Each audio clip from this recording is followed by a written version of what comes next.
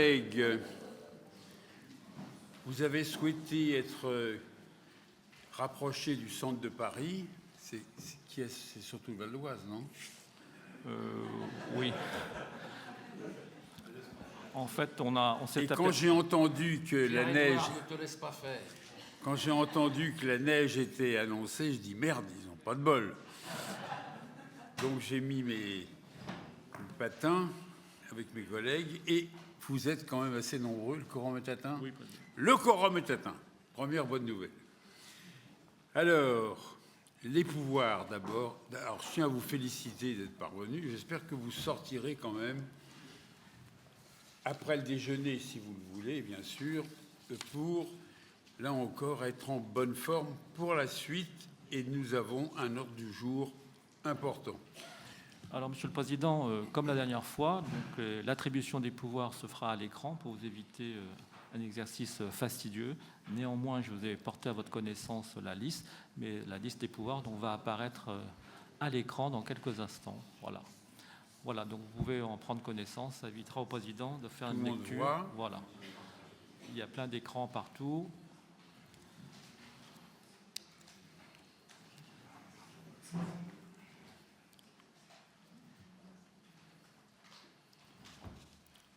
Pas de réaction, tout le monde est d'accord.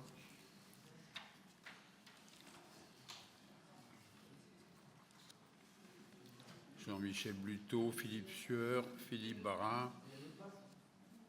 Pardon?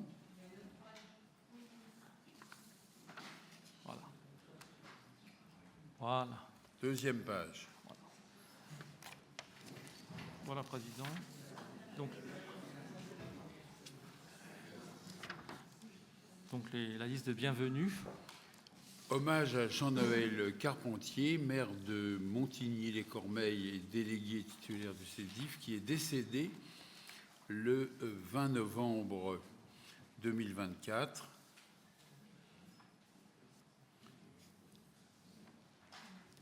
Sympathique, hein? Mouvement des progressistes. Il est mort ce mercredi matin. Il souffrait d'un cancer du poumon.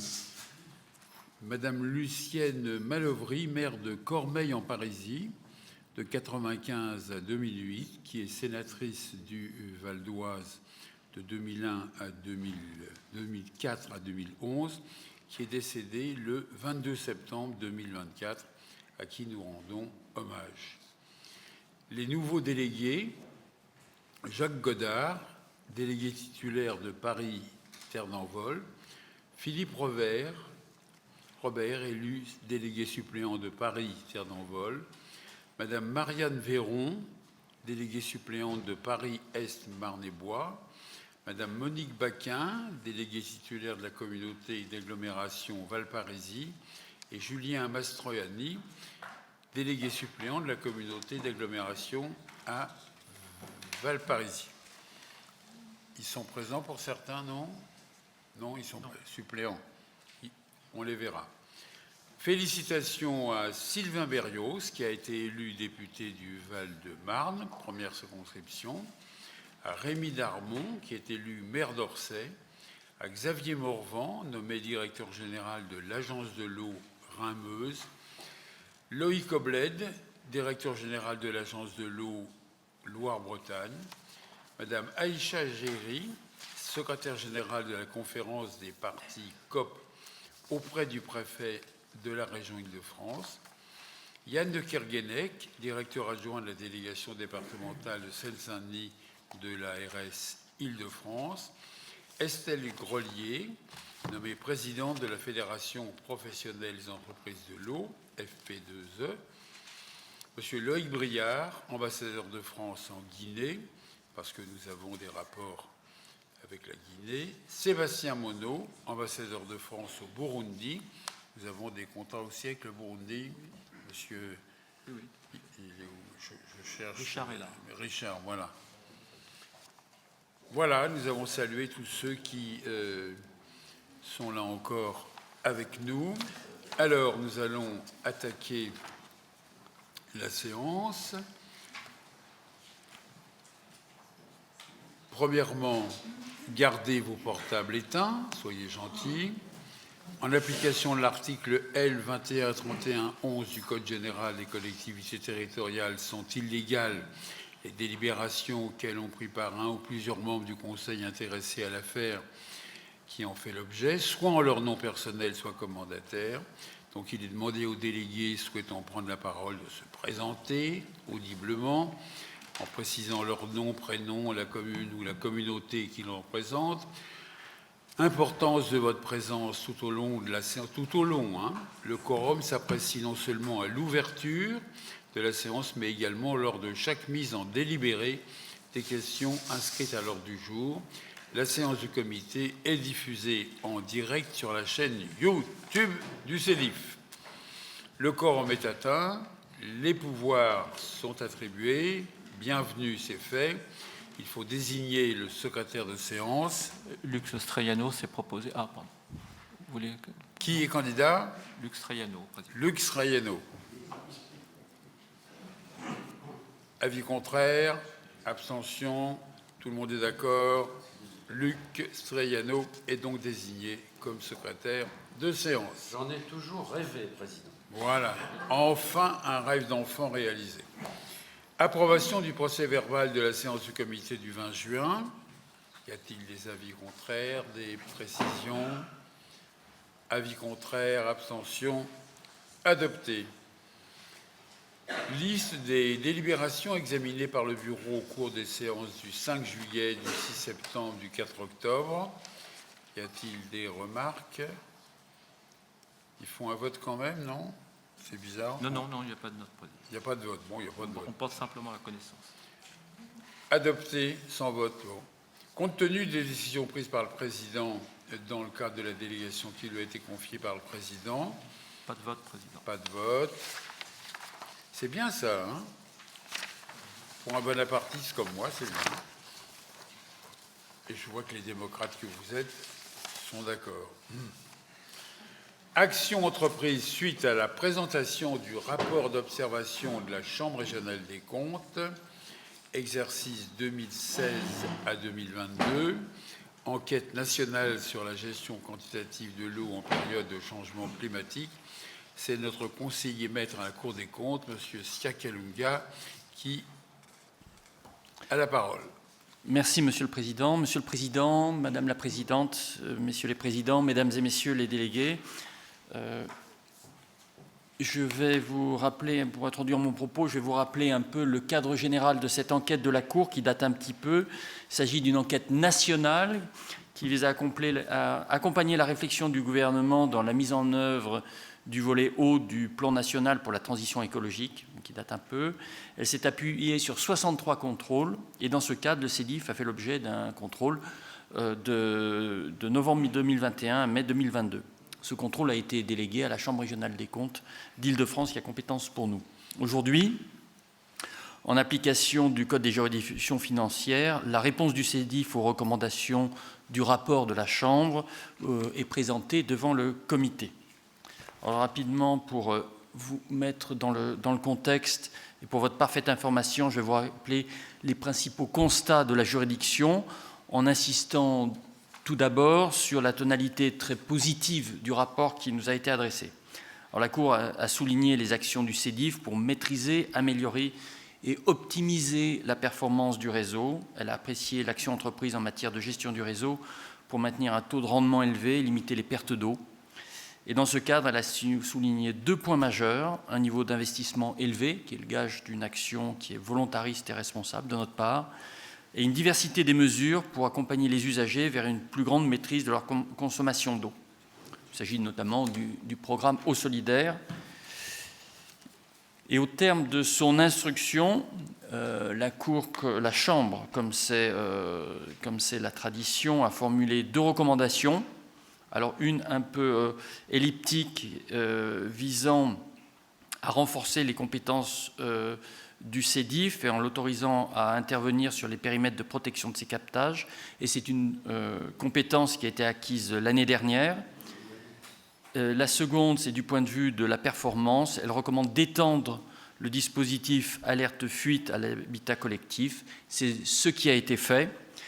Et c'est donc en ce sens que la réponse du CEDIF vous est soumise et s'inscrira à l'adresse de la juridiction. Voilà, j'en ai terminé sur cette présentation à la réponse aux recommandations de la Chambre.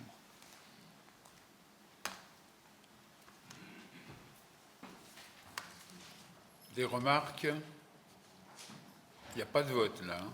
Non, c'est une prise d'acte, Président. Prise d'acte simplement. Merci. Tout le monde a ce petit papier ou il n'y a que moi? Il n'y a que vous, mais il est disponible à l'entrée. C'est un petit... C'est intéressant, sur l'hôtel de Poulpry, il y a eu des choses intéressantes. Il se passe toujours des choses dans l'histoire. Oui. Le baron Pourtal, l'Académie de médecine, il demeura jusqu'en 1848. Donc vous êtes, vous voyez, tous membres de l'Académie de médecine. C'est bien. Nous passons maintenant à la désignation des membres du comité appelés à siéger au sein d'organismes extérieurs, association Acuibri. Monsieur Loiseleur. Merci, Monsieur le Président. Bonjour, Mesdames, Messieurs. Donc, l'association Acuibri a été créée en 2001. Ce sont les usagers de la nappe des calcaires du Champigny qui ont été à l'origine de cela. Cette association a pour objectif de préserver la ressource et de mener toutes les actions visant à diminuer la pollution de cette nappe. Le périmètre de l'association s'étend sur 2600 km² et regroupe 223 communes. Et depuis 2018, le CEDIF n'est plus partenaire et membre de cette association. Aussi, dans le cadre des compétences écologiques et préservation de la ressource, Madame Anne Pétier-Le-Barbier accepte de nous représenter au sein de cette association qui demande des présences à la fois en visio et sur place, donc c'est en Seine-et-Marne. Et voilà, Président, il s'agit de procéder au vote, à moins que quelqu'un dans la salle souhaite être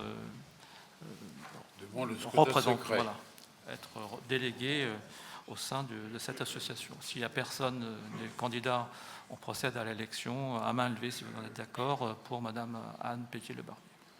Madame Anne Pétier-Le-Barbier, vice-présidente, accepte d'être candidate. Elle peut se lever, non? Elle est là. Voilà. Attendez, on vote au scrutin secret si on le demande. Autrement, on le fait à main levée si vous en êtes d'accord. Monsieur Marseille n'est pas candidat, vous avez beaucoup de chance, ma chère collègue.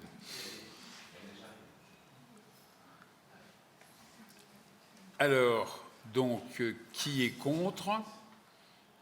Abstention? Merci. Élu, Madame Pelletier-Le-Barbier a brillamment triomphé. Avis de la commission, alors décision modificative numéro 1, Monsieur Fournéron.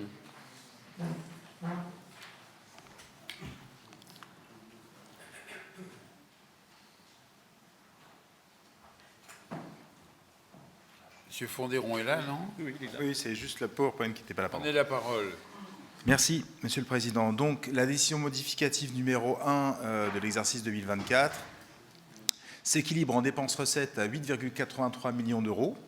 Elle concerne principalement des mouvements sur la section d'exploitation, la section de fonctionnement, et parce que ceux qui interviendront ensuite sur la section d'investissement n'en sont que la conséquence. Donc, cette décision modificative, elle a pour premier objet de réviser les inscriptions budgétaires liées au contrat de délégation avec VEDIF, c'est-à-dire côté recettes, le solde d'exploitation versé, et côté dépenses, la rémunération du délégataire. Pour rappel et information, c'est des montants qui, en fait, sont globalement estimés au moment où on inscrit les crédits en budget primitif. Ils restent provisoires tout au long de l'exercice pour ne devenir définitifs qu'en fait, une fois la reddition des comptes faite par le délégataire en mars de l'année suivante. Donc les principales modifications vont porter sur ces inscriptions. Les autres modifications sont plus à la marge. Il s'agit de rajouter des crédits sur le chapitre de charges exceptionnelles qui est faiblement doté, évidemment, en budget primitif, et également de constater l'ajustement à la baisse des charges financières. Plus concrètement, quand on regarde la section d'exploitation, donc côté recettes, on retrouve les mouvements sur le solde de délégation, sur le solde d'exploitation du délégataire. Donc pour 2023, le ressaut d'inscription s'élève à 7,35 millions d'euros en plus donc en recettes supplémentaires pour le CEDIF. Il faut le savoir que c'est exactement ce que je disais tout à l'heure, comme c'est des montants qui sont initialement provisoires. À l'époque où l'inscription avait été faite, on n'avait pas encore forcément tous les éléments sur l'avenant de prolongation du contrat, qui était encore en cours de négociation, d'une part, et d'autre part, le produit des ventes d'eau en gros, qui a évolué également sur l'exercice 2023. Côté 2024, ce que l'on voit, le plus 1,48 million d'euros, en fait, résulte d'une meilleure vente, un meilleur produit des ventes d'eau sur l'exercice 2024, qui donc induit évidemment un ressaut de résultats, même si ce ressaut est moindre que prévu parce qu'il y a eu également une augmentation des charges sur l'exercice. Donc concrètement, sur la partie recettes, on a donc 1,83 millions d'euros de recettes supplémentaires sur l'exercice. Côté dépenses, cette fois, on a une augmentation de la rémunération du délégataire sur l'exercice 2024, qui est en partie la conséquence de ce que je viens d'expliquer, puisque la rémunération du délégataire est assise pour sa partie fixe sur le produit des ventes d'eau en gros, donc, sur le produit des ventes, pardon, d'eau tout court d'ailleurs, gros et abonnés. Donc à partir du moment où le produit des ventes d'eau augmente, nécessairement la rémunération augmente également. Elle s'établirait sur 2024 à 19 millions d'euros. Elle reste en ligne avec celle observée en 2023, qui était de 19,7 millions d'euros. La différence notable, c'est qu'à l'époque, elle était encore partagée entre 3 autorités organisatrices, le CEDIF, Est Ensemble et donc GOSP. Au regard de ces mouvements, il nous faut rajouter donc 2,3 millions d'euros de rémunération, d'inscription budgétaire. Ce n'est pas de rémunération, c'est d'inscription budgétaire. C'est le principal mouvement qu'on constate sur cette décision modificative. Par la suite, comme je le disais, il y a des mouvements en charge d'exploitation à la baisse, puisque ces 400 000 euros qui sont retirés des charges courantes ont pour objectif en fait une bascule en charges exceptionnelles. Ces charges exceptionnelles, c'est à la fois l'indemnité locative qui sera versée aux bailleurs des locaux que nous occupions jusqu'alors, les services techniques, à Saint-Germain. Deuxième mouvement, c'est donc un soutien apporté à un événement sportif à Saint-Denis pour 50 000 euros. Et enfin, des charges exceptionnelles, c'est quoi? C'est en fait une provision pour des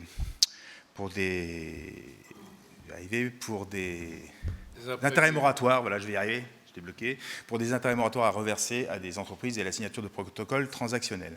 Donc voilà les mouvements sur ces charges exceptionnelles. Et le dernier mouvement, il a un peu la conséquence de ce que je viens d'expliquer, c'est-à-dire que dès lors qu'on augmente nos recettes, on est en capacité d'augmenter également notre épargne, donc notre autofinancement de 7,01 millions d'euros, et on diminue en conséquence les charges d'intérêt de la dette de 530 000 euros.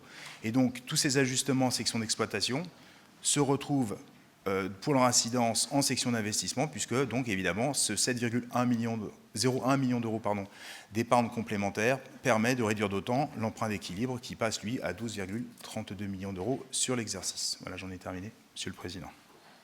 Merci Monsieur Flandéron. Avis de la Commission de contrôle financier, Monsieur Gontier. Nous devons donc passer au vote en vous demandant de signer cette décision modificative numéro 1 avant de partir. Tout le monde est d'accord? Adopté. Point numéro 7, le débat d'orientation budgétaire de l'exercice 2025. Parole à Monsieur Fournéron. Merci.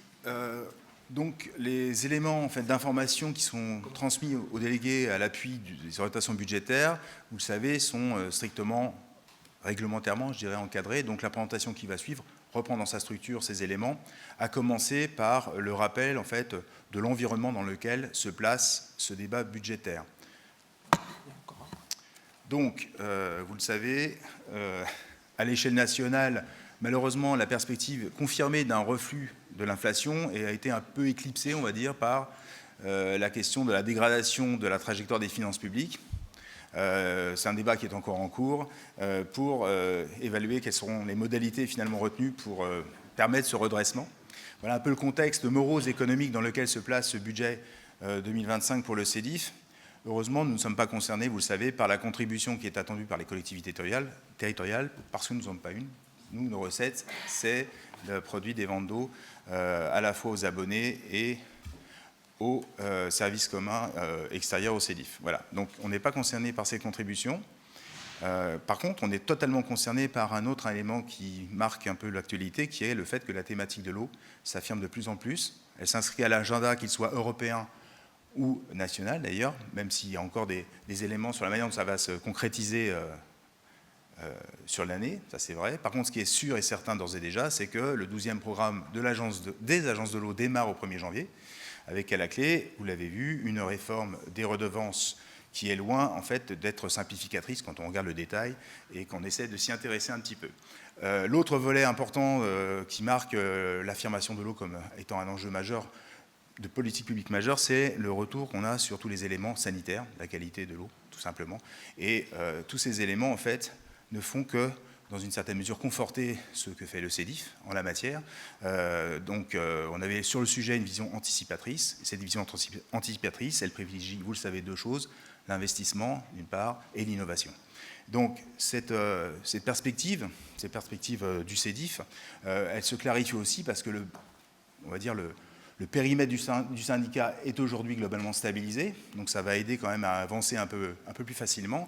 Et parallèlement, nous avons donc au 1er janvier 2025 un nouveau délégataire qui prend en charge l'exploitation du réseau, ce qui va nous permettre de nous concentrer, nous, sur ce qu'on sait faire, c'est-à-dire l'investissement dans notre patrimoine. Voilà un petit peu dans quelle mesure, dans quel contexte se placent les perspectives budgétaires qui sont les nôtres pour les prochaines années à venir. Ces perspectives budgétaires, je le précise tout de suite, elles ont été construites avec une ambition qui est évidemment d'assurer leur soutenabilité financière. Ça ne sert à rien d'avoir des crédits budgétaires si derrière on ne peut pas les financer.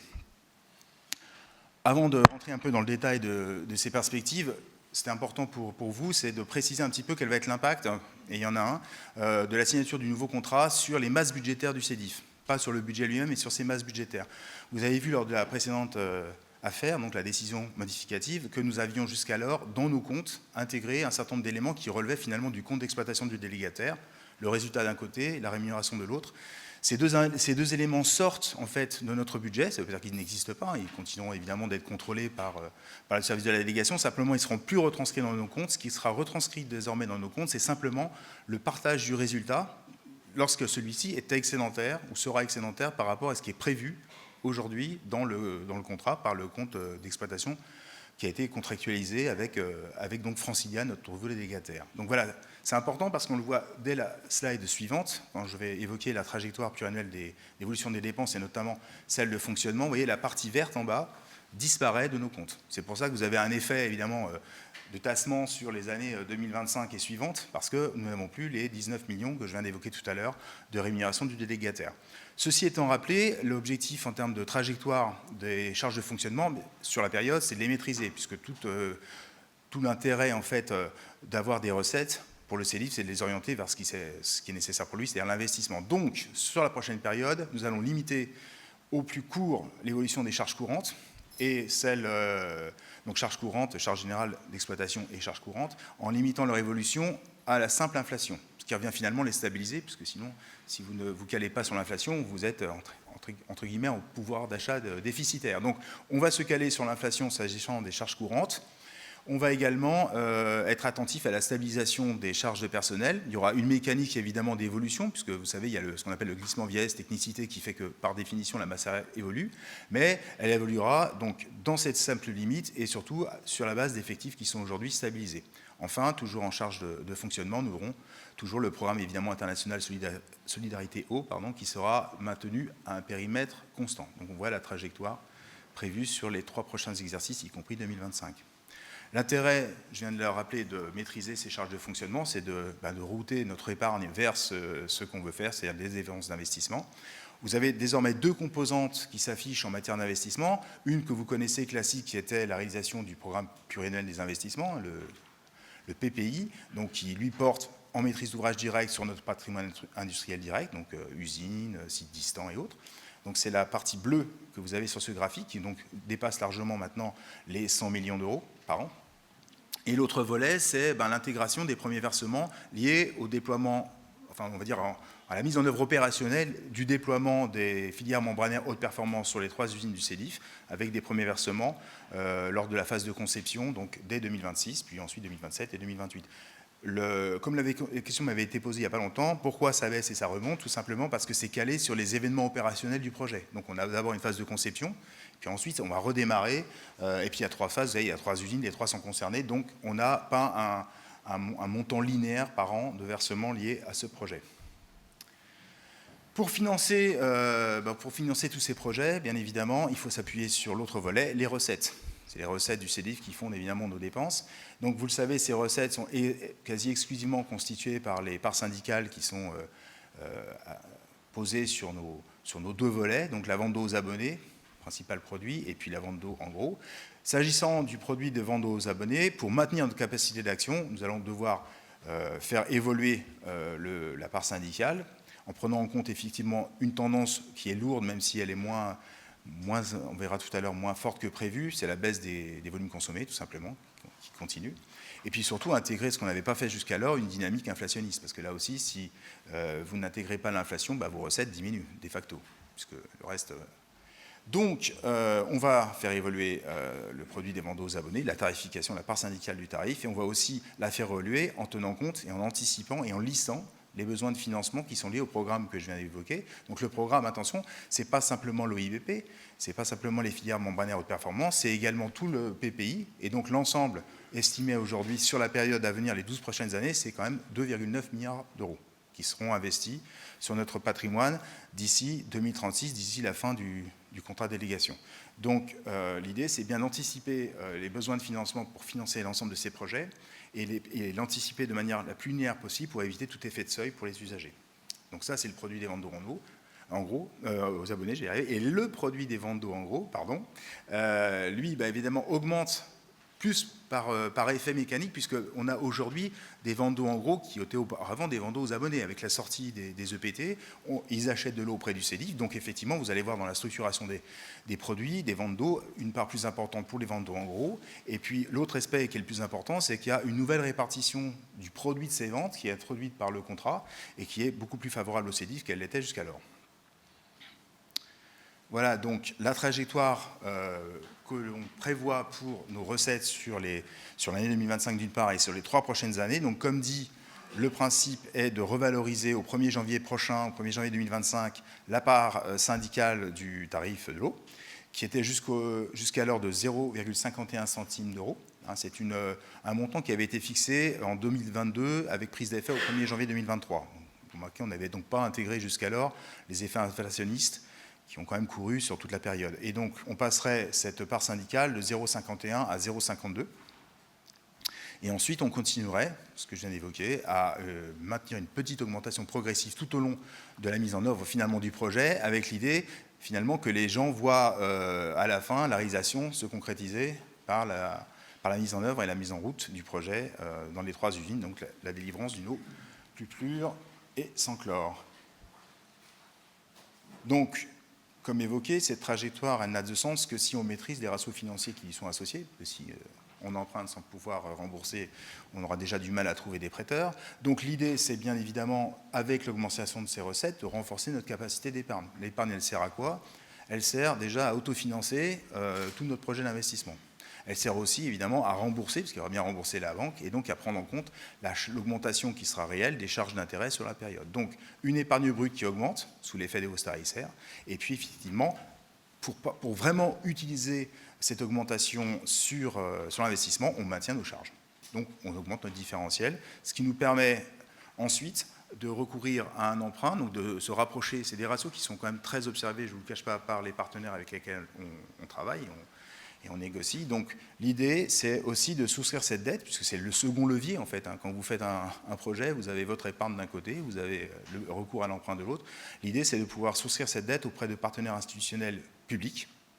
On y travaille. Vous aurez d'ailleurs dans l'affaire suivante un premier contrat cadre que nous vous proposons d'adopter avec la Banque de développement du Conseil de l'Europe. Donc on souscrit une dette auprès de partenaires institutionnels publics, et puis on maintient, et ça c'est très important, on maintient sur la période une capacité de désendettement à un niveau qui soit soutenable. Je rappelle que la capacité de désendettement, c'est le rapport entre l'épargne que l'on est capable d'avoir et l'encours de dette qui est le nôtre.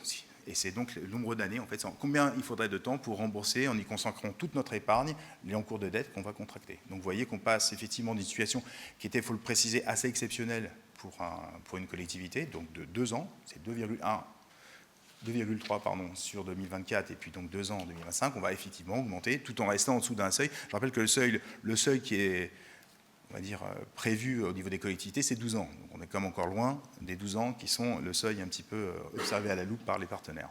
Donc voilà la trajectoire des principaux financiers, donc une perspective sur les 3-4 prochaines années. Donc maintenant, évidemment, l'idée, c'est comment on décline ça sur le projet de budget primitif pour 2025. Bon, évidemment, on applique ces grands principes à l'ensemble des crédits proposés. Donc, en section d'exploitation, donc là, je le dis tout de suite, c'est important de le préciser, le pourcentage est évidemment ramené à isopérimètre. C'est-à-dire que j'ai déjà sorti, quand je fais la comparaison avec 2024, la rémunération du délégataire, puisque sinon on ne pourrait pas avoir d'éléments de comparaison. Donc les dépenses réelles seront en recul en 2025 pour s'établir à 29,33 millions d'euros. C'est des montants qui seront ajustés, évidemment. On va encore voter le BP. Là, c'est une première présentation de ce budget primitif et ce sera décliné au prochain comité de décembre. Donc, avec les éléments que je vous ai cités, donc un maintien des charges générales à hauteur de l'inflation, donc là, plus 1,5, c'est même un petit peu moins que ce qui est attendu en termes d'inflation, des charges de personnel maîtrisées. Alors, évidemment, contrepartie, les charges financières, elles baissent en volume, mais par contre, elles prennent un poids plus important dans la masse de nos charges, c'est normal. Et donc, je le disais aussi, les charges exceptionnelles qui restent, donc cette fois, purement calées sur le programme Solidarité ou International. Côté recettes, évidemment, on a l'impact de la revalorisation tarifaire. Donc, on a désormais, à la différence de précédemment, des recettes qui sont centrées uniquement sur nos produits des ventes d'eau. On n'a plus le solde d'exploitation du délégataire qui venait s'ajouter. C'est important. La prévision qu'on a faite pour calculer ces produits, c'est une prévision prudentielle, même plus prudentielle que le délégataire. On est, nous, à 200,6 millions de mètres cubes prévus pour 2025 en consommation. Pour votre information, on est sur 201,2 pour 2024. Donc on a toujours cette tendance à la baisse, mais peut-être un peu moins marquée que ce qu'on prévoyait au départ. J'indique également l'impact de l'évolution du tarif, c'est important, c'est-à-dire qu'à volume consommé équivalent, l'évolution de la part syndicale, ça représentera pour le CELIF plus 1,61 million d'euros de recettes sur 2025. Et enfin, on a, ce que je disais tout à l'heure, une nouvelle répartition qui s'organise de nos produits de vente d'eau, puisqu'on a maintenant une part des ventes d'eau en gros qui est beaucoup plus prégnante qu'auparavant, puisqu'on a une nouvelle répartition qui s'opère de fait de la sortie d'un certain nombre de communes. Et les autres recettes demeurent totalement résiduelles, donc je ne l'évoque même pas. En investissement, c'est le principe, c'est l'idée, hein, c'est de mettre l'argent là où il faut, c'est-à-dire sur l'investissement, avec une augmentation de 8,4% des crédits qui seraient inscrits, donc 152 millions. Cette augmentation, elle porte évidemment et quasiment exclusivement sur les dépenses d'équipement. L'objectif, ce n'est pas de financer l'amortissement du capital de la dette, c'est bien de financer les travaux qui sont réalisés sur notre patrimoine. Les autres dépenses n'ont pas trop d'intérêt à être commentées à ce stade. Je rappelle aussi, c'est important, que toutes ces dépenses d'équipement sont aujourd'hui pilotées en pluriannualité. On est dans une logique d'autorisation de programme, c'est-à-dire qu'on part sur des logiques d'enveloppe pour chacune des opérations qui sont lancées par les services techniques. Et donc, on avait voté, enfin vous aviez voté en 2024 909,85 millions d'euros d'autorisation de programme. C'était un montant un peu atypique parce qu'on rentrait dans cette logique d'AP, donc on récupérait en fait toutes les opérations qui étaient déjà lancées. Donc ces AP ouvertes en 2024 vont progresser, ça on en parlera au moment du BP, pour passer de 909,85 millions à 955,73. Et on va également introduire de nouvelles AP, cette fois millésimées 2025, pour faire avancer les nouveaux projets, parce qu'on a toujours des projets en portefeuille. Donc 37,80 millions d'euros prévus sur 2025. Et vous avez sur la droite une ventilation de la répartition des crédits de paiement, donc concrètement ce qu'on va dépenser sur ces enveloppes en 2025, à hauteur donc de 126,62 millions d'euros, c'est ce que je vous ai présenté dans la slide d'avant, avec cette ventilation qui est assez typique en fait, un gros investissement sur les réseaux de distribution, les canalisations, et un petit peu évidemment en deuxième position les usines, troisième position les sites distants. Donc voilà un peu comment se ventileraient les crédits de paiement sur 2025. S'agissant des recettes, justement, c'est l'intérêt aussi d'avoir une épargne qui progresse, c'est que ça permet un autofinancement important de ces dépenses d'investissement, donc à plus de 60%, ce qui est important. Et quand vous avez un bon autofinancement, forcément, vous avez moins besoin d'emprunter. Et donc le solde de l'emprunt d'équilibre est pour l'instant prévu à 51,19 millions d'euros, donc c'est 32% simplement de ce qui serait nécessaire d'avoir comme recette d'investissement sur 2025 pour équilibrer le budget, sachant que, je le précise aussi, c'est un emprunt d'équilibre qui sera lui-même ajusté lorsqu'on reprendra le résultat au moment du vote du budget supplémentaire. Le panorama serait incomplet si je ne parlais pas rapidement de deux éléments. La structure de la dette, déjà, c'est important. Donc c'est la structure de la dette, l'encours de dette au 31 décembre 2024 s'établira à 169,3 millions d'euros, en repli par rapport à 2023, puisqu'on n'a pas eu besoin d'emprunter cette année, on n'a fait que rembourser en fait. Pour l'instant, on n'a pas fait de tirage en 2024, donc évidemment ça fait baisser l'encours. Cet encours de dette, il est aujourd'hui calé sur sur une stratégie assez prudentielle qui essaye de mixer au mieux le taux fixe et le taux variable, parce que vous avez vu que les taux repartent un peu à la baisse, notamment les taux variables. Donc on a essayé, nous, à la fois de fixer une dette quand elle était à un taux intéressant, et puis de garder la possibilité de faire du variable quand celui-ci devient intéressant. Et donc la répartition de l'encours ne vous surprendra pas, puisque effectivement, du fait du contrat signé avec la CEB, on a aujourd'hui, donc la CEB, c'est la Banque de développement du Conseil de l'Europe, on a une grosse part de l'encours qui lui est consacrée avec plus de 51% de l'encours qui est donc dû à cette banque européenne. Dernier élément pour présenter le panorama complet de ces orientations budgétaires, c'est la structure des effectifs. Donc les effectifs du CEDIF, comme je l'ai dit tout à l'heure, sont stabilisés. C'est 137 postes budgétaires à date, 1607 heures annuelles pour l'ensemble des agents. Et cette relative stabilité permet en fait justement d'avoir une meilleure projection dans le temps de l'évolution de ces charges de personnel, sachant que, là aussi on l'a précisé, sur 2025, on s'est centré sur la seule évolution du GVT, puisque à l'heure où on se parle, l'agenda social en matière de fonction publique est relativement plat. Donc effectivement, il y a a priori, et je ne pense pas que ça bougera, il n'y aura pas de modification des grilles, il n'y aura pas de revalorisation du point d'indice sur 2025 attendu, et il n'y aura pas le regroupement des fameuses classes, la suppression des catégories, c'est un peu tombé aussi aux oubliettes. Donc pour l'instant, on est sur une prévision qui reste calée sur le seul GVT. Voilà, j'en ai terminé, Monsieur le Président. Merci, Monsieur Fourneron. Avis de la Commission de contrôle financier, Monsieur Gontier. Favorable de la Commission à l'unanimité. Merci. Il n'y a pas de vote, c'est une prise d'acte. Pourquoi c'est une prise d'acte seulement? Parce qu'il n'y a pas de décision, c'est simplement une projection, une prospective. En revanche, on vote pour prendre acte, mais il n'y a pas de vote au sens pour-contre. Voilà. On doit donner aux membres du comité les éléments pour qu'ils puissent ensuite apprécier le budget. C'est ça. Monsieur le Président, il y a une question de Madame De Ferry, c'est ça. Madame. Dina De Ferry, C5, Saint-Ouen, EPT, pleine commune. J'ai quelques petites questions. Merci pour cette présentation extrêmement claire d'un document qui est plutôt complexe. Moi, je vais d'abord regretter la suppression, qui est du ressort de l'État et non pas du CEDIF, des redevances de la pollution domestique et de la modernisation des réseaux de collecte, remplacées par une redevance de consommation d'eau potable due par chaque usager final, sans plus aucune distinction entre consommation domestique et industrielle. C'est bien dommageable. La redevance de performance sur l'eau, sur la facture sous forme de contre-valeur, qu'est-ce que c'est? J'ai une petite demande aussi concernant la rémunération du délégataire. Est-ce qu'on pourrait avoir un ordre d'idée, une fourchette sur les projections entre 25 et 28? Parce que là, moi, je n'ai pas lu de chiffres, peut-être que ça m'a échappé. Concernant les opérations relevant du PSI, évidemment, on a un quadruplement des opérations. On a un doublement entre 24 et 26, évidemment, c'est logique, et un quadruplement du nombre d'opérations entre 24 et 28. Les investissements augmentent également, ça c'est la projection liée aux travaux de l'OIBP, ce qui va induire de financer ces investissements par une augmentation de recours aux prêts et une augmentation de la durée du désendettement. Entre 25 et 28, un quadruplement de cette capacité est projeté. Comment financer le projet OIBP de plus d'1 milliard d'euros avec un tassement des ventes d'eau, si ce n'est par une augmentation conséquente de la facture des usagers? Il est d'ailleurs indiqué que entre 25 et 28 et au-delà, la facture augmentera entre 8 et 10% par an, ce qui me semble très conséquent. Concernant le rapport de la Chambre des comptes qui a été évoqué précédemment au point 4, ce rapport préconise également une tarification incitative et progressive pour les ventes d'eau en gros, ce qui est le contraire de ce qui est pratiqué par le CEDIF aujourd'hui. Est-ce que le CEDIF a l'intention de revoir la tarification incitative? Plus on consomme d'eau, en fait, plus on devrait payer dans la logique des choses.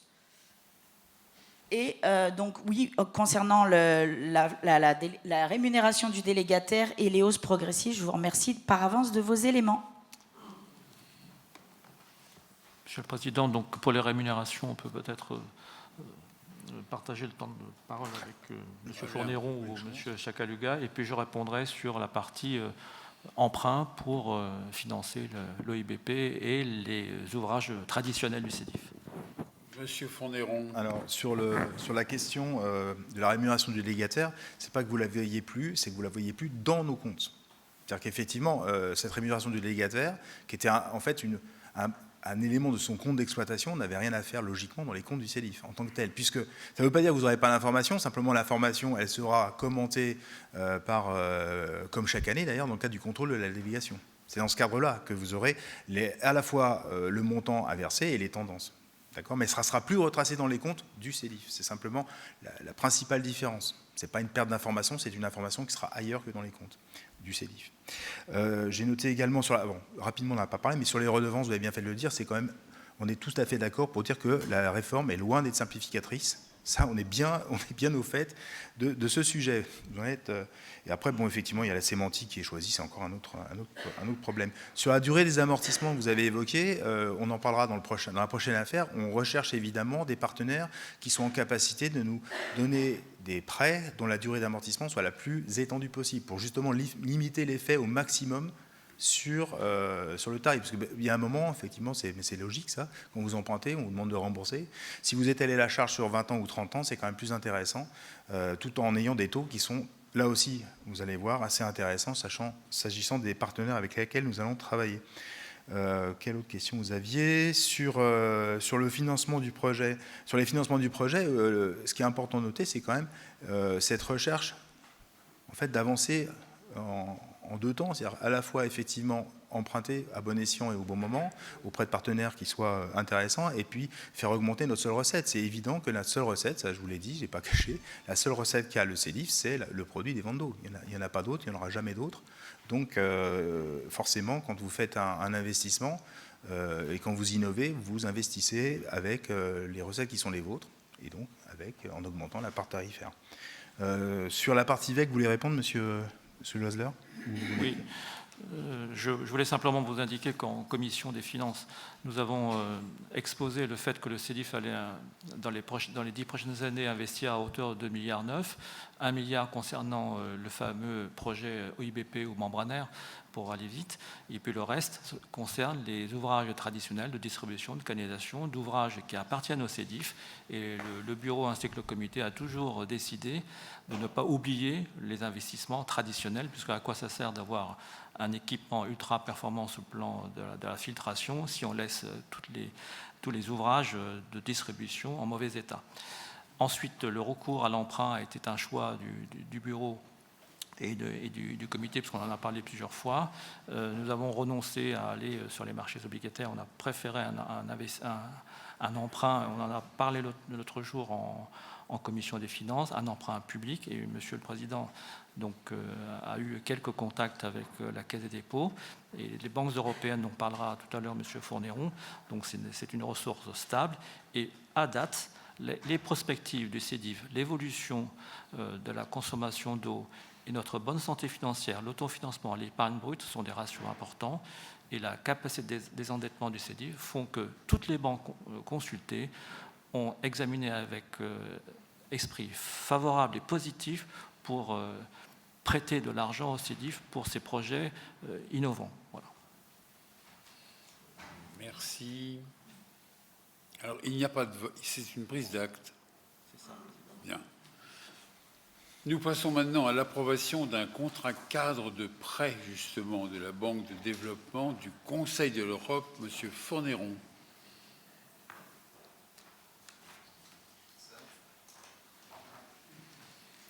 Merci, Monsieur le Président.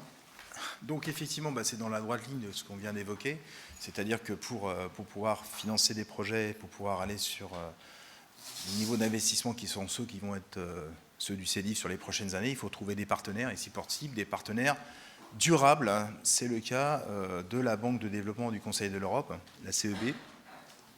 L'avantage de cette banque, et notamment, c'est de pouvoir nous permettre de financer nos projets dans le cadre de contrats cadres. Ce qu'on appelle un contrat cadre, c'est qu'en fait, il s'engage sur une enveloppe, et cette enveloppe, on va pouvoir la tirer de manière successive, par tranche, tout au long du pas de temps qui a été négocié avec la banque. En l'occurrence, là, on verra 5 ans. Et donc, ça veut dire quoi? Ça veut dire qu'on sécurise, grâce à ce type de contrat, on est en capacité de sécuriser sur les 5 prochaines années, finalement, le cofinancement du programme. Et là, cette année, le renouvellement avec le partenariat avec la CEB, c'est toujours ils sont très intéressés par ce qu'on fait en matière de canalisation. Il faut savoir que la CEB est une banque un peu particulière, c'est une banque européenne, mais qui a un mandat, en fait, essentiellement environnemental et social. Donc, quand on travaille avec ce type d'institution, effectivement, ce qu'ils regardent, c'est dans quelle mesure on va aller améliorer la qualité de service de nos usagers. Donc, ils ont déjà pu apprécier notre travail, puisqu'on a déjà signé un contrat avec eux sur la période 2020-2023. On avait à l'époque une enveloppe de 100 millions d'euros. Cette enveloppe de 100 millions d'euros a été entièrement tirée sur la période, la satisfaction des deux parties. Et quand on est revenu les voir en début d'année pour leur dire est-ce que vous seriez prêts à de nouveau soutenir le CEDIF dans ses actions, ils ont répondu favorablement, et c'est pour ça qu'aujourd'hui, je vous présente un nouveau projet de contrat cadre, cette fois pour 140 millions d'euros, ce qui correspond à la prise en charge de 50% du montant prévisionnel des dépenses de renouvellement des canalisations de transport et de canalisation sur la période 2024-2028. Donc c'est un contrat, comme je le disais, qui peut être mobilisé en plusieurs tranches. On a jusqu'au 31 décembre 2029 pour appeler ces 140 millions d'euros. Et l'intérêt, c'est que du coup, on peut les appeler en fonction de l'avancement du projet au meilleur des moments, ce qui évite effectivement de mobiliser trop tôt l'emprunt. Donc on a cette souplesse dans les tirages qui est importante. On a également, dans ce type de contrat, plusieurs avantages. C'est-à-dire que comme c'est des prêts successifs, à chaque fois qu'on a besoin finalement de mobiliser une partie de cette enveloppe, on peut choisir entre taux fixe et taux variable. Ce qui est plutôt intéressant, parce que du coup, par rapport à la stratégie que j'ai expliquée tout à l'heure d'emprunt, qui est d'être au mieux au vu du marché bancaire, on peut opter entre les deux taux, sachant que le taux variable, c'est un Euribor à 3 mois. L'autre intérêt aussi, c'est que, puis c'est pour répondre à la question de la déléguée précédente, c'est qu'effectivement, à chaque fois qu'on fait un prêt, on pourra travailler avec eux sur la durée d'amortissement la plus pertinente du prêt, sachant que là, ils sont jusqu'à 20 ans pour ce type de projet de canalisation. Et puis enfin, autre intérêt, et c'est loin d'être le moins important, effectivement, la marge pratiquée par cette banque est nettement plus intéressante que celle qu'on peut constater sur des banques classiques, on va dire, du monde commercial. Et on est là, le plus 0,4, c'est le taux qu'on a observé lors des derniers tirages qu'on a fait avec eux. On était à plus 0,4 de marge par rapport donc qui correspond à la banque, par rapport à 1% et pour toutes les autres banques. On était nettement en dessous. Vous avez un graphique dans le rapport qui vous présente un petit peu cet écart. Et donc, c'est très intéressant de pouvoir travailler avec eux. Et donc, évidemment, l'idée de la délibération qui vous est soumise, c'est justement de pouvoir autoriser notre président à signer ce contrat cadre avec la Banque de développement du Conseil de l'Europe, et puis également de l'autoriser successivement à avoir ces tirages qui seront évidemment faits dans la limite des crédits qui sont inscrits au budget pour l'emprunt.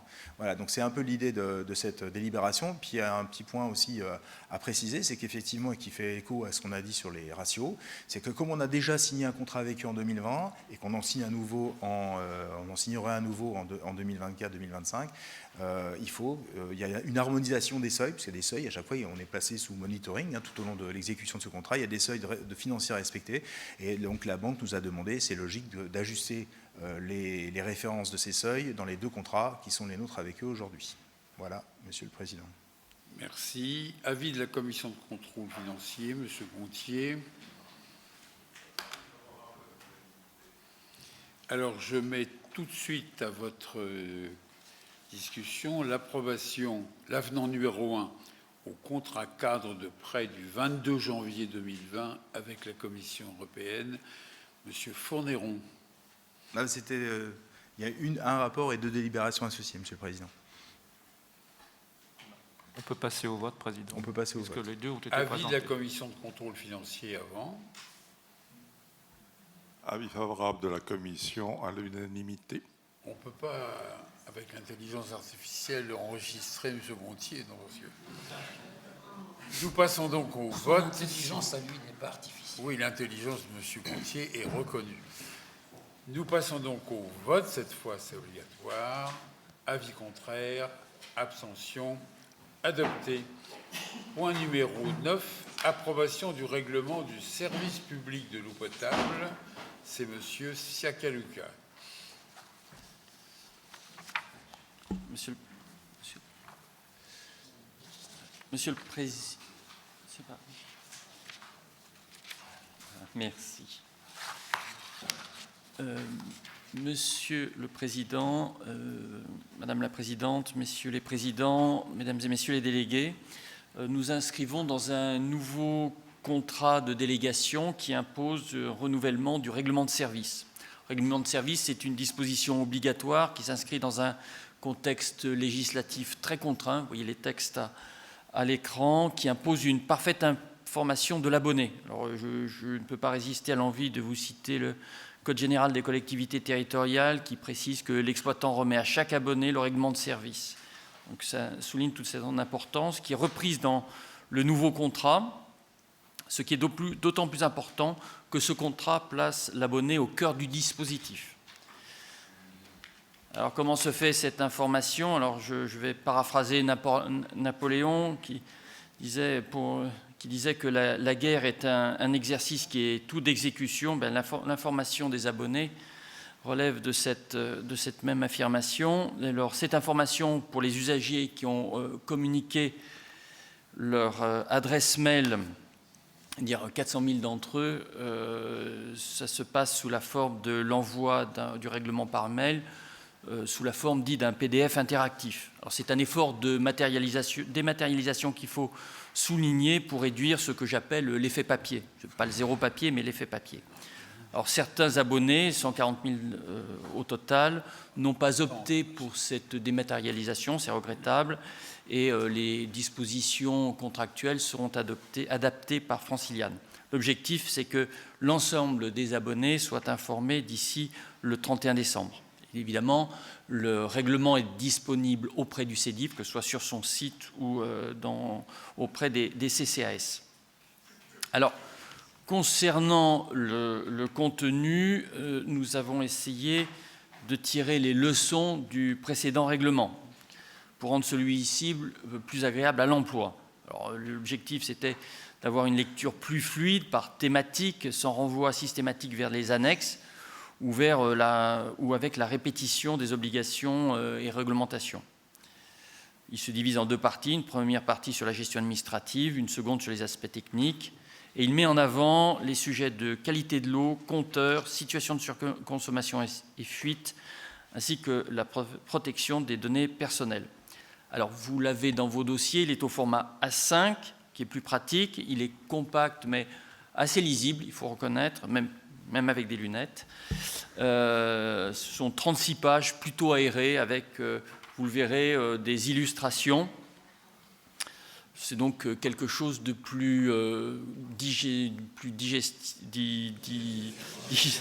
plus facile à parcourir que le précédent qui était un petit peu austère. Voilà. Voici l'ensemble des éléments que je souhaitais porter à votre connaissance sur ce sujet qui est formel mais très important pour la bonne information de nos usagers. Merci, Monsieur Siakaluga. Des questions? Pas de questions? Madame de Ferry, c'est ça. Oui. Je note, Dina de Ferry-Cessac, Plaine Commune Saint-Ouen.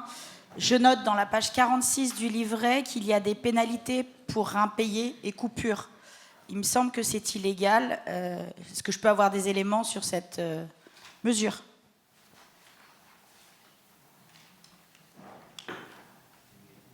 Alors, à ma connaissance, ce n'est pas une disposition illégale, mais ça a été retenu dans le cadre de l'offre et de... Donc je ne crois pas que ce soit illégal, non. Je vérifierai ce point. Pardon, je dois juste ajouter que les pénalités, s'agissant des pénalités, elles sont appliquées qu'avec beaucoup de mesures et de retenues, puisque je fais l'exercice d'examen de toutes les pénalités pour le compte du président. Je peux vous assurer qu'il faut vraiment en arriver un vrai système de mauvaise foi pour arriver à des pénalités. Aujourd'hui, il y a plusieurs filets de sécurité qui repêchent la personne en difficulté. Et hier, nous avons eu une commission dite de solidarité locale ou tarification, on a changé le nom, sous la présidence de M. Weguer. On a également vu que les CCAS entraient en piste pour aider les personnes en difficulté. Et c'est en dernier ressort, le point principal, c'est la personne qui ne veut pas payer pour des raisons de mauvaise foi absolue. Voilà. Personnellement, on me fait signer même des mandats de versement à des communes qui ont épuisé leur fonds de solidarité et qui demandent un complément. Alors, je trouve que ce serait un petit peu bizarre qu'on applique des pénalités et qu'en même temps, on donne des subventions de complément. Non, nous sommes quand même un service public de l'eau géré par des élus et nous faisons attention, nous ne sommes pas là pour sanctionner et ramasser du pognon comme dans certains EHPAD, n'est-ce pas, actuellement, quand je vois tout le compte. Et même les crèches, parce que maintenant on attaque, j'ai vu qu'on attaque les crèches, évidemment. Nous pouvons donc passer au vote. Avis contraire, abstention, adoption. Pardon, Président. Écoutez, est-ce que vous pouvez prendre la parole quand on le dit, parce que si chacun, c'est le petit chemin de fer là. Hein.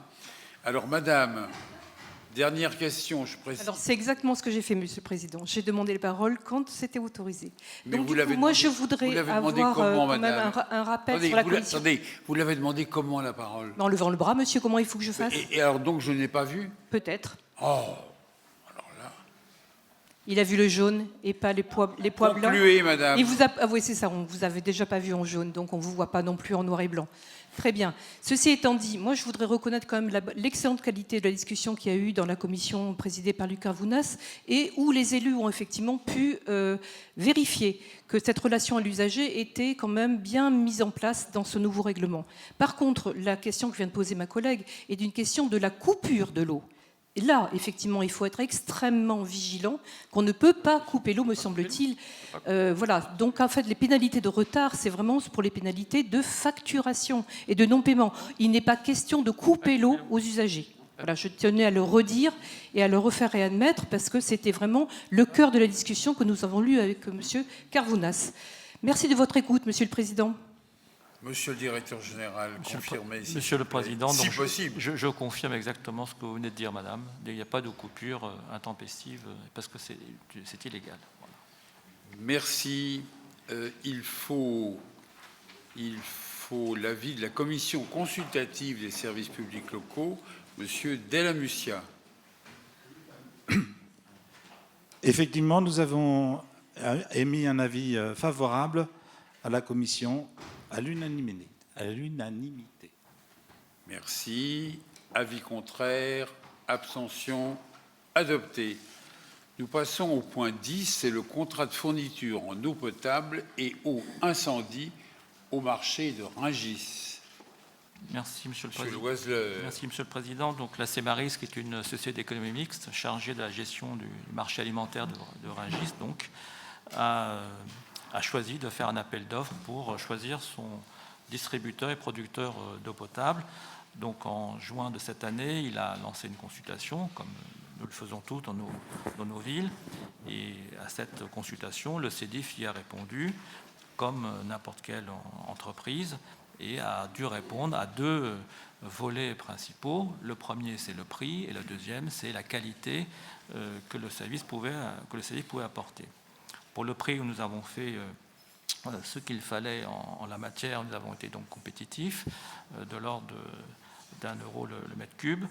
Ensuite, sur la qualité de service, nous avons été choisis aussi là-dessus parce que nous étions compétitifs sur les deux volets. Sur la qualité de service, les conditions de desserte hydraulique ont été donc retenues par la Cemaris, dans la mesure où on a choisi de mettre en place des capteurs de pression. On a garanti la pression.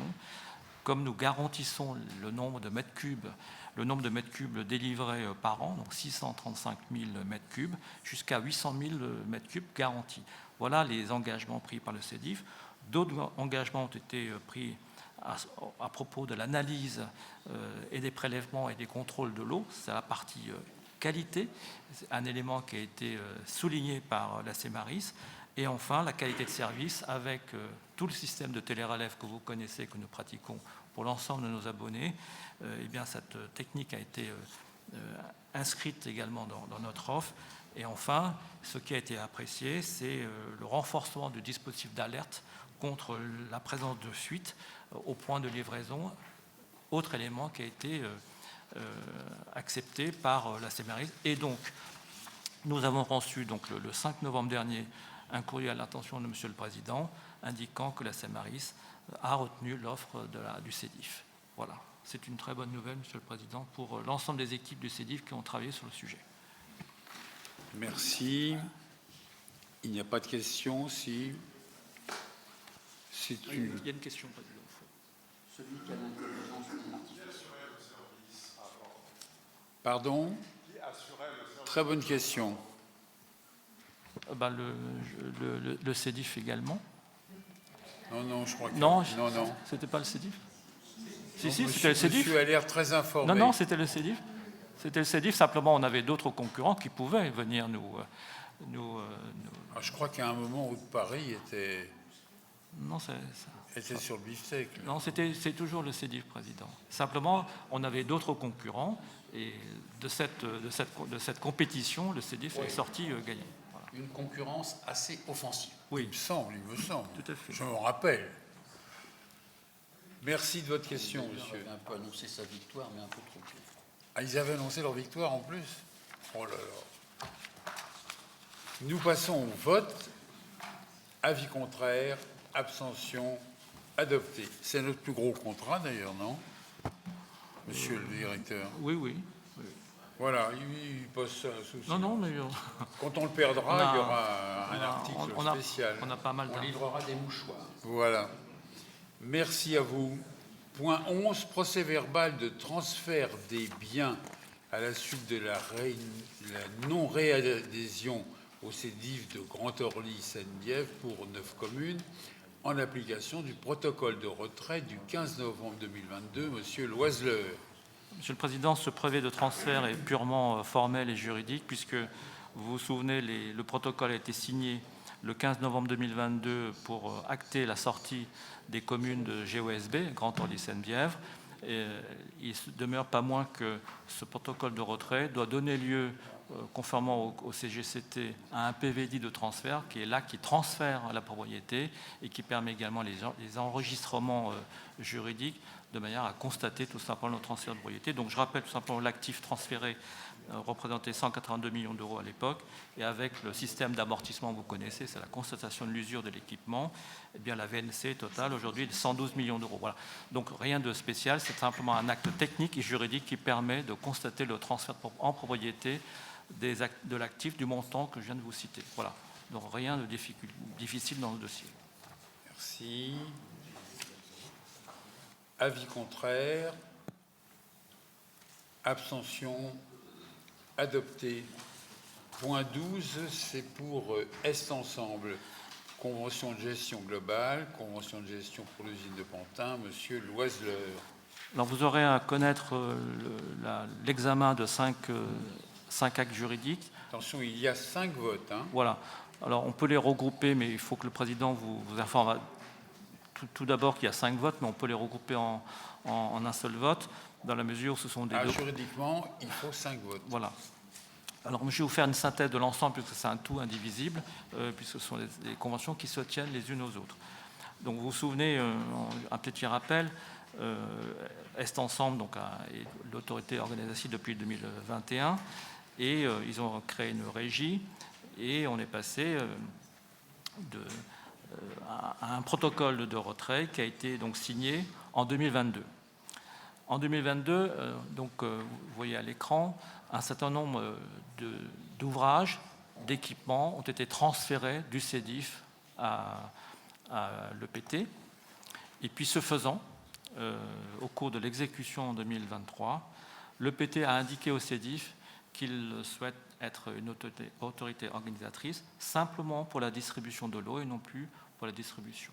De ce fait, Est Ensemble a demandé à ce que le CEDIF reprenne les ouvrages qui lui ont été transférés. C'est exactement ce que nous allons débattre et décrire aujourd'hui.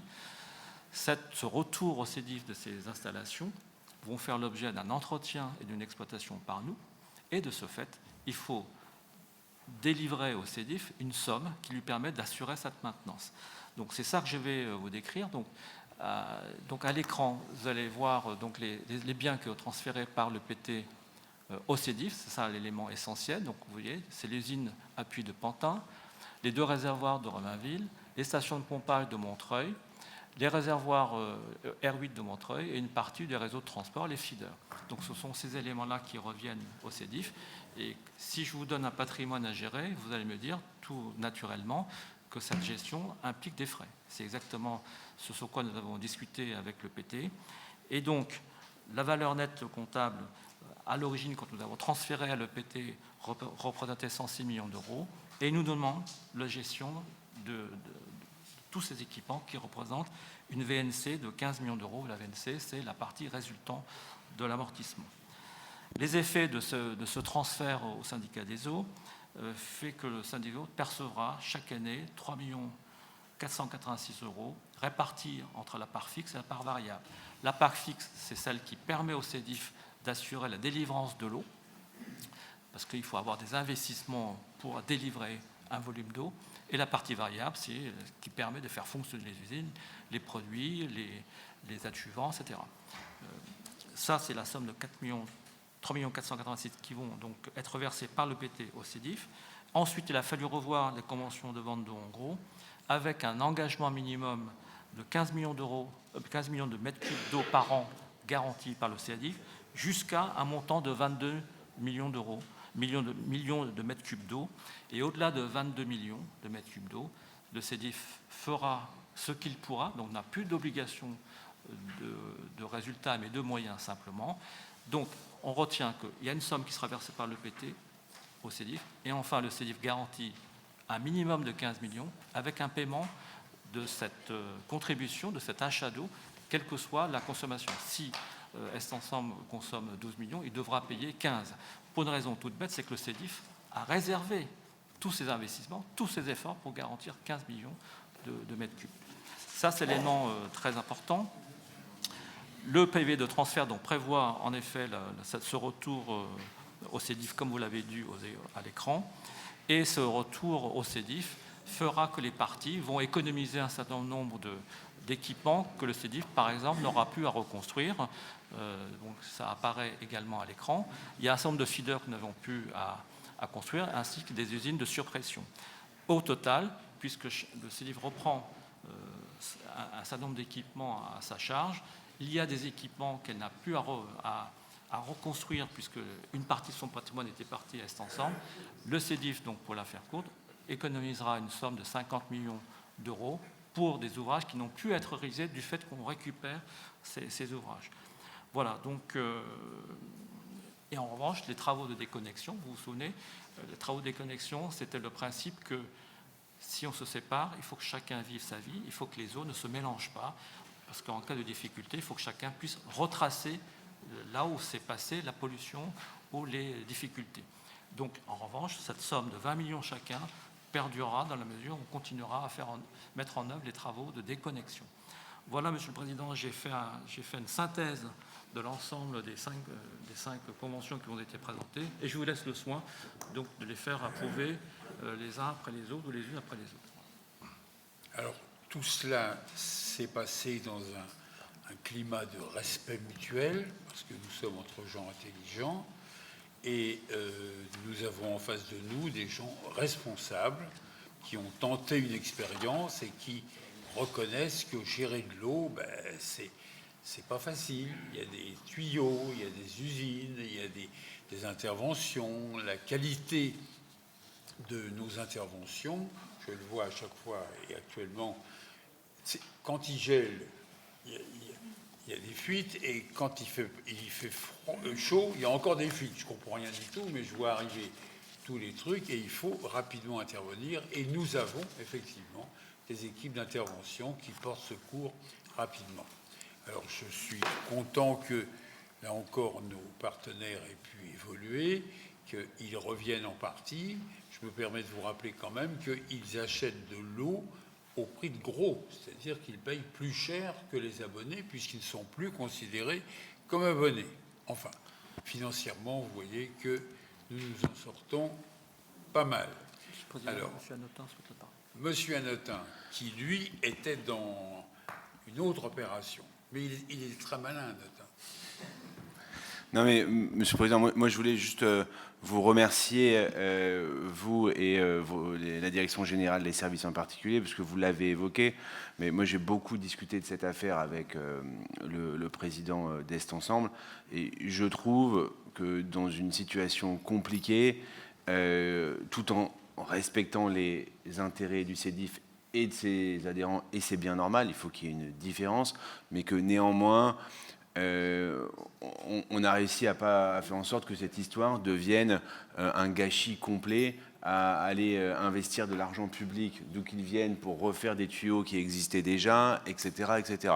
Et de ce fait, on n'obère pas complètement l'avenir si un jour, finalement, il y avait aussi une volonté de regérer les choses complètement ensemble, avec les efforts qui ont été faits par le CEDIF, ce n'est pas quelque chose qui est devenu impossible. Donc moi, je suis plutôt vraiment satisfait de la manière dont ça a été fait, et puis je suis du coup aussi satisfait que pendant une durée, c'est 10 ans, c'est ça, 15 ans 15 ans que pendant une durée de 15 ans, les habitants de Seine-Saint-Denis, d'Est Ensemble, vont pouvoir bénéficier de l'excellente eau qui sera traitée par nos OIBP. Et ça, pour la santé publique des habitants de la Seine-Saint-Denis, c'est une bonne chose.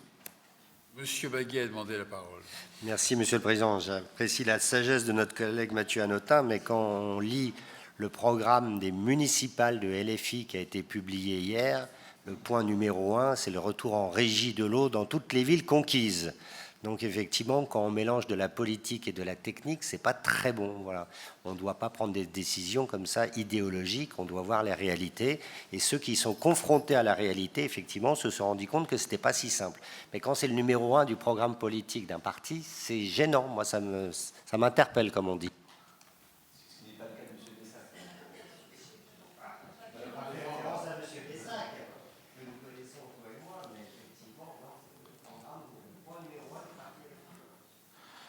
M. Pessac est aussi un maire de grande responsabilité, comme notre ami Hanotin. Ce sont des gens qui sont conscients de faire leur métier au service des populations, et c'est comme ça qu'on a abouti à une solution intelligente, qu'est-ce que vous voulez. S'il y a des énervés, bon, les électeurs, pas très au courant souvent, parce que c'est difficile à expliquer, choisissent pour des raisons un peu doctrinales. En l'occurrence, ce sont des responsables qui sont pragmatiques et qui apprécient le service qui est rendu. Ça, on l'a toujours fait et on a toujours respecté nos partenaires. Donc, merci à vous de nous faire confiance. On verra ce que feront les autres. Mais ils comprennent très vite qu'un service public d'eau, ça ne se gère pas comme un vol de colombe. Hein. Et encore un vol de colombe. Président, juste pour être complet, il est également prévu une convention de prestation de secours entre le CEDIF et Est Ensemble, que nous assurons également à hauteur de 35% des besoins. Voilà, pour être complet. Ça n'est pas dans la liste des conventions. C'est dans la convention, simplement... Dans quelle convention alors? C'est sur l'ensemble des conventions, les 5, dans les 5 qui sont appelés à être votés, donc je voulais être complet. Et enfin, je voulais également remercier les équipes d'Est Ensemble et celles du CEDIF, puisque nous avons discuté de ces dossiers de manière très courtoise et très constructive, qui a permis donc aux 5 documents sollicitant votre accord aujourd'hui. C'est le service public. Alors, nous devons procéder à 5 votes. C'est ça, Président. On vous les a décrits. Pardon? Madame non, écoutez, madame, je ne vous donne pas la parole parce que je trouve que vous allez un peu fort dans la caricature, c'est tout. Tout le monde a exprimé son opinion personnelle. À quel instant je n'ai pas le droit d'exprimer la mienne? Non, mais vous auriez pu l'exprimer plus tôt, madame. Non, mais c'est une plaisanterie, Monsieur le Président. Non, c'est pas une plaisanterie. Il y a un petit problème avec la prise de parole des femmes, tout de même. Vous voyez, vous provoquez le résultat. Hein. C'est pas grave. Posez votre question, madame. C'est la dernière, j'espère. Alors, juste, non, ce ne sera pas la dernière. Oh là là. Ce ne sera pas la dernière. Nous sommes dans un comité syndical où la parole est libre et on est libre de débattre. Vous n'êtes pas la secrétaire générale de ce syndicat. Peu importe. Monsieur le vice-président a exprimé... Concluez, madame. Monsieur le président, si vous me laissez terminer avec politesse, monsieur le président. Monsieur le vice-président a exprimé une opinion qui lui est complètement personnelle et qui a trait à sa commune. Il me semble que ce comité est d'obédience diverses et variées politiquement parlant et qu'il serait bon que l'on se respecte les uns les autres. Au-delà de cela, monsieur le DGA a souligné la sérénité et la bienveillance qui ont eu trait aux échanges. Un petit peu de bienveillance, c'est une régie publique qui débute. Et au-delà de ça, elle a eu l'intelligence de faire machine arrière sur un certain sujet. Un peu de bienveillance tout de même.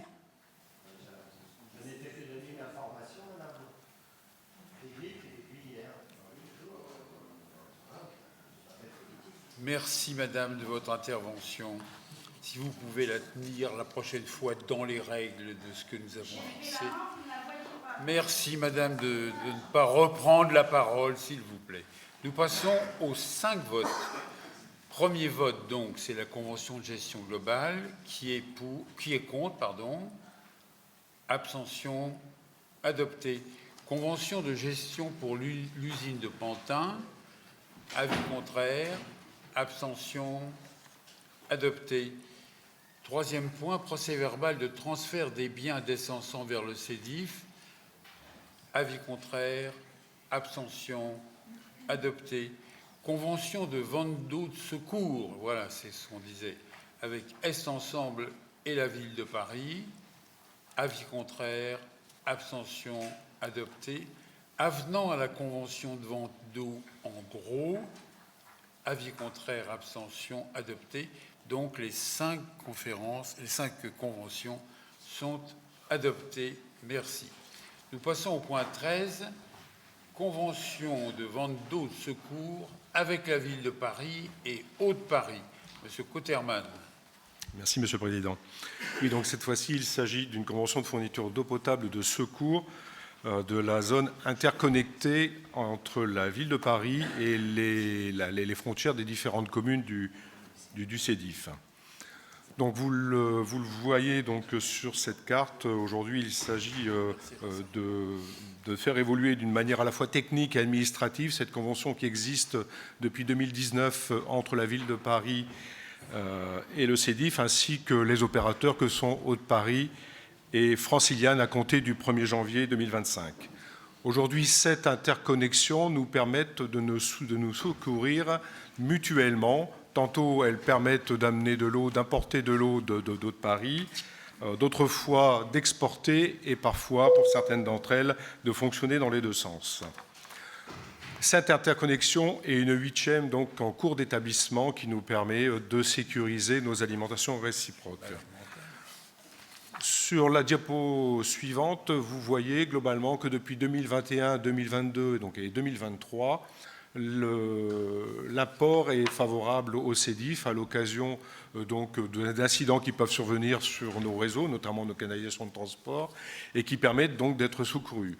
Vous constatez que pour l'année 2024, la tendance est inversée, car Haute-Paris a actuellement des travaux importants sur ses usines de production, et c'est nous aujourd'hui, jusqu'au 31 octobre, qui sommes en secours d'Haute-Paris pour 246 000 m3 à ce jour. Donc cette convention rentrera en vigueur au 1er janvier 2025, expirera au 31/12/2027, mais pourra être prolongée donc d'une année à 2 reprises. Je rappelle qu'on est sur le principe du meilleur effort, c'est-à-dire qu'on doit pouvoir, l'un comme l'autre, être en capacité de secourir à une certaine pression et pour des volumes dans la mesure du possible. Sauf restriction, bien entendu, en cas de gestion de crise de la préfecture de police, dans le cadre notamment du plan Orsec, le volet haut du plan Orsec, dans le cadre d'une gestion de crise. Il est prévu également dans cette convention que nous réalisions tous les 2 ans un exercice de crise mutuel entre Haute-Paris et notre délégataire. Le prix de vente est analogue à celui que vous avez voté précédemment dans le cadre des délibérations pour rester ensemble. Il est de 0,56 € du mètre cube, donc hors taxe et bien entendu hors redevance. Il sera révisé annuellement tous les 1er janvier de chaque année. J'en ai terminé, Monsieur le Président. Merci, Monsieur Cotterman. Vous remarquez que nous sommes également en excellent rapport pour des raisons techniques et humanitaires avec la ville de Paris. La semaine dernière, sur la 5, ils ont fait un reportage sur quand la Seine débordera. Je ne sais pas si vous l'avez vu, c'est pas tout à fait rassurant. Le président Ollier, qu'on critique souvent, fait quand même des gros efforts avec les lacs, parce que c'est la seule protection, plus la bassée, etc., l'inondabilité de certaines parcelles, en indemnisant les agriculteurs, c'est formidable. Mais c'est une dimension gigantesque qui est donnée. Et pour l'instant, la crue centenale est toujours programmée. Attention, hein, ne relâchez pas l'effort dans vos communes. Moi, j'ai eu à Issy-Moulineau, on a eu 2 crues qui ont été pas très longues, mais quand même, ça traumatise les gens, il faut le savoir. Donc, nous-mêmes, nous passons des conventions importantes, y compris avec la ville de Paris. Pas de questions. Avis contraire, abstention, adopté. Participation à la consultation organisée par le CIG Petite Couronne pour la protection sociale complémentaire, Monsieur Loiseleur. Merci, Monsieur le Président. Donc, le CEDIF, depuis 2013, participe à l'effort pour la protection sociale de ses agents, donc tant pour la complémentaire santé que pour la prévoyance. Comme d'habitude, nous confions cette mission de choisir des mutuelles et les institutions de prévoyance pour notre compte, et c'est le CIG, donc Petite Couronne, qui opère cette fonction. Je rappelle tout simplement que pour la prévoyance, donc l'employeur, qui est le CEDIF, donc participe à hauteur de 30 € par agent et 75 € pour la mutuelle. Donc à partir de 2025, le CIG va lancer une nouvelle consultation pour avoir de nouvelles institutions de prévoyance et de santé. Donc à partir de là, il vous est demandé d'approuver le mandat que nous donnions tout simplement au CIG Première Couronne. Voilà, Monsieur le Président, quelque chose d'assez banal et que vous connaissez régulièrement dans cette instance. Avis du comité social territorial, Monsieur Straiano. Bien, le comité social territorial a donné un avis favorable. Y a-t-il des questions? Avis contraire, abstention, adopté. Modification du tableau des effectifs, Monsieur Loiseleur. Merci, Monsieur le Président. Donc, ce tableau ne reflète aucune création de poste, puisque la stabilité des effectifs est un élément important aussi. Mais pour autant, le CEDIF arrive aujourd'hui à recruter et à pourvoir ces postes dont il a besoin. Donc, nous sommes physiquement 120 personnes au syndicat des eaux pour 137 postes en théorique. Ce qui vous est présenté est un recadrage interne, des modifications internes avec une mobilité interne qui a été opérée. Je vous donne quelques exemples.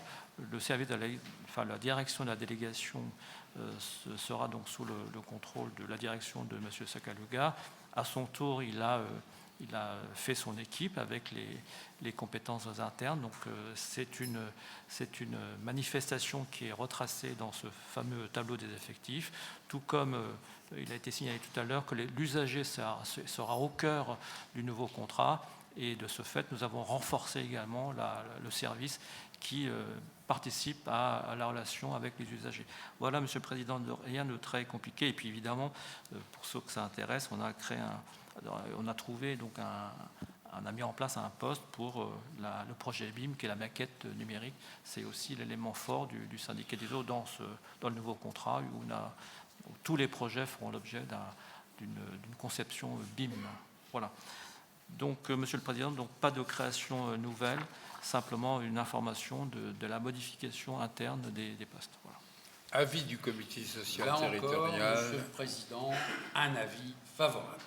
Favorable. Des questions? Avis contraire, abstention, adopté. Les délégués sont donc invités à signer le document budgétaire, la DM1, tout à l'heure, en sortant. Le prochain comité aura lieu... J'ai pas fini, Président, pour la charte informatique. Oh, pardon. Eh oui. Pardon, point 16, la charte informatique des utilisateurs du CEDIF, définition des usages numériques de protection du système d'information, Monsieur Loiseleur. Alors, cette charte informatique est très importante puisqu'elle vise à promouvoir la sécurité qui est nécessaire pour les institutions que sont les nôtres, protéger contre les attaques d'externes. Ça, c'est les cybersécurités qu'il faut mettre en œuvre. Néanmoins, cette cybersécurité, les outils qui sont mis en place doivent éviter tout impact sur la vie quotidienne des agents dans leur exercice quotidien, c'est-à-dire que chaque salarié ou chaque contractuel ou chaque agent du CEDIF bénéficie d'une liberté dite résiduelle. Ils ont donc le droit d'utiliser dans des proportions contenues et raisonnables de l'informatique pour un usage personnel, mais c'est cantonné. Et la charte informatique préserve cet équilibre entre le besoin de sécurité et le fait de ne pas aller sur n'importe quel site externe. La charte également a été confiée dans sa rédaction par le cabinet Ben Soussan, un cabinet d'avocats qui est totalement spécialisé dans le droit informatique et numérique. Et ce cabinet nous a aidés donc à mettre en place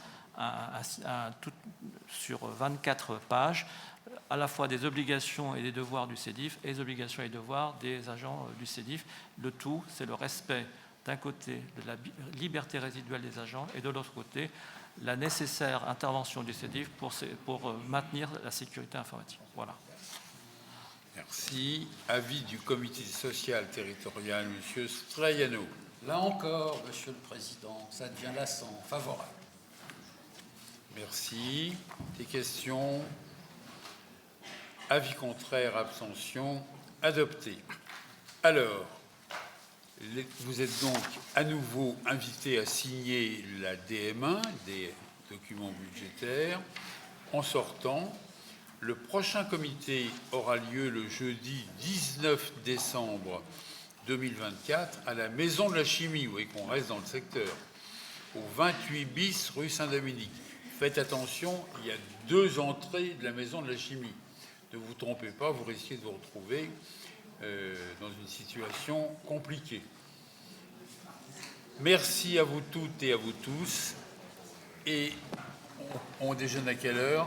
Là, Président. On déjeune tout de suite. C'est formidable, ça. Merci, Monsieur le Directeur Général. Ça, je voudrais le garder.